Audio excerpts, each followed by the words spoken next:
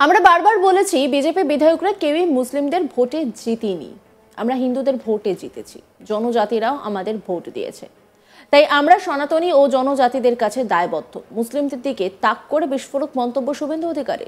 তিনি বলছেন যে আমরা মুসলিমদের ভোটে জিতিনি। বৃহস্পতিবার বিকেলে রাজ্যের বিরোধী দলনেতা শুভেন্দু অধিকারীর নেতৃত্বে রাজভবনে যান রাজ্যে বিজেপির বিধায়করা। সেখানে রাজ্যপালের কাছে বিধানসভার কার্যবিবরণী থেকে মুখ্যমন্ত্রীর ওই মন্তব্য বাদ দেওয়ার দাবি জানান তিনি। এবার রাজ্যপালের কাছে মুখ্যমন্ত্রীর বিরুদ্ধে অভিযোগ জানালেন বিজেপি বিধায়করা। সেখানে তারা 4 দফা দাবির কথা তোলেন। সাংবাদিকদের মুখোমুখি হয়ে শুভেন্দুবাবু বলেন, আমরা বারবার বলেছি বিজেপি বিধায়করা কেউই মুসলিমদের ভোটে জিতিনি, আমরা হিন্দুদের ভোটে জিতেছি, জনজাতিরাও আমাদের ভোট দিয়েছে। তাই আমরা সনাতনী ও জনজাতিদের কাছে দায়বদ্ধ। পরিষ্কার করে বলে দিলাম। কি বলেছেন শুভেন্দু অধিকারী শোনাবো আপনাদের। রাজ্যেও স্বামী বিশ্বনাথানন্দজি থেকে শুরু করে গৌতম মহারাজ থেকে শুরু করে আমাদের সুবীরানন্দজি মহারাজ থেকে শুরু করে ইস্কনের জয় পতাকা স্বামী থেকে শুরু করে কার্তিক মহারাজ পর্যন্ত এরা ধর্মীয় নেতা, আধ্যাত্মিক চেতনা জাগ্রত করছেন। তো আপনি কত বড় সাম্প্রদায়িক 2021 নন্দীগ্রামে গিয়ে দেখেছি আপনাকে।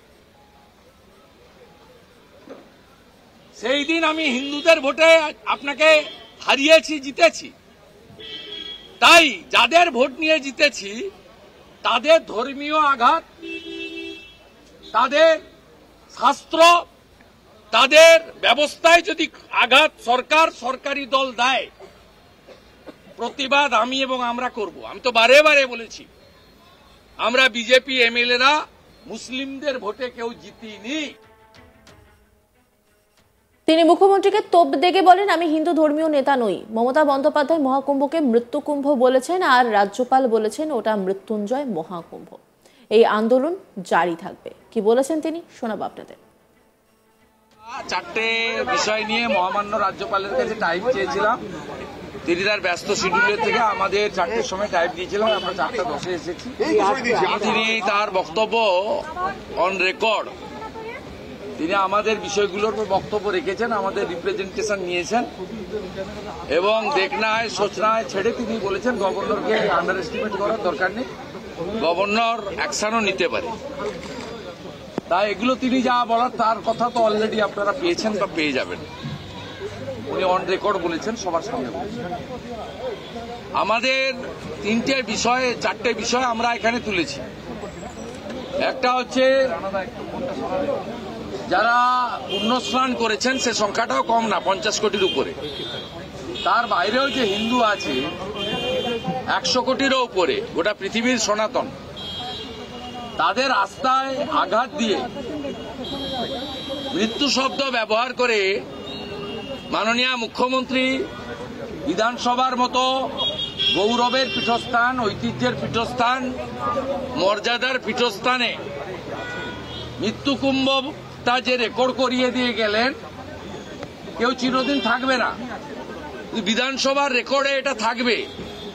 আবার যখন 144 বছর পরে মহাকুম্ভ হবে, সেদিন ইতিহাসে পাওয়া যাবে যে 2025 সালে মহাকুম্ভের দিন পশ্চিমবাংলা এত বড় একটি রাজ্য, 11 কোটি জনসংখ্যা, স্বামী বিবেকানন্দ, শ্রী চৈতন্যদেব, স্বামী প্রণবানন্দ, ঠাকুর রামকৃষ্ণ দেবের মাটি, সেই মাটিতে এমন একজন মুখ্যমন্ত্রী নির্বাচিত হয়েছিলেন বা জনগণ করেছিলেন, যিনি মহাকুম্ভকে মৃত্যুকুম্ভ বলে রেকর্ডে রেখে দিয়ে গেলেন। কোন আলাপচারিতা বা রাজনৈতিক ভাষণ করতে গিয়ে তার এতটুকু অনুতাপ নেই। যদি ভুল করেও বেরিয়ে গিয়ে থাকে সেটা প্রত্যাহার করার কি আছে? এটা তো বিজেপি বা কোনো রাজনৈতিক দল বা বিরোধী দলনেতা বা কোনো এমএলএ বা বিজেপির কোনো নেতার কাছে বা রাষ্ট্রবাদী সংগঠন, সনাতন সংগঠনের কাছে আত্মসমর্পণ নয়। সমগ্র হিন্দু কমিউনিটির উপরে আপনি আঘাত করলেন। 48 ঘন্টা অতিবাহিত, আর কোনো তাপ নেই, উত্তাপ নেই, কোনো তার অনুশোচনা নেই। রাজ্যপাল মহোদয় প্রপারলি স্পিকারকে বলুন এক্সপাঞ্জ করতে, আমরা চাই না রেকর্ডে থাকুক। শ্যামাপ্রসাদ মুখার্জির বাংলায়, এই বাংলাতে রেকর্ডে এই শব্দ যেন না থাকে আমরা বলেছি। তিনি যা বলেছেন ওপেনলি বলেছেন, তিনি বলছেন আমি নিজে ওখানে গেছি, আমি নিজে পুণ্য স্নান করেছি। তিনি বলেছেন মৃত্যুঞ্জয় মহাকুম্ভ, উনি বলেছেন মৃত্যুকুম্ভ, রাজ্যপাল বলেছেন মৃত্যুজয় মহাকুম্ভ। মানে মৃত্যুকে জয় করা যেতে পারে এই মহাকুম্ভ, এই আমাদের আস্থা সনাতন। এই বিষয়ে আমরা আমাদের প্রোটেস্ট রেখেছি, এটা জারি থাকবে। ভাববেন না যে হ্যাঁ হয়ে গেছে, হ্যাঁ এতদিন ধরে টানছে, এটা চলবে। সনাতন সমাজ যতদিন থাকবে চলবে। আমাদের কেউ কেউ বলেন, মুখ্যমন্ত্রী বলছিলেন নতুন হিন্দু ধর্মীয় নেতা। আরে নতুন হিন্দু নেতা আমরা হইনি।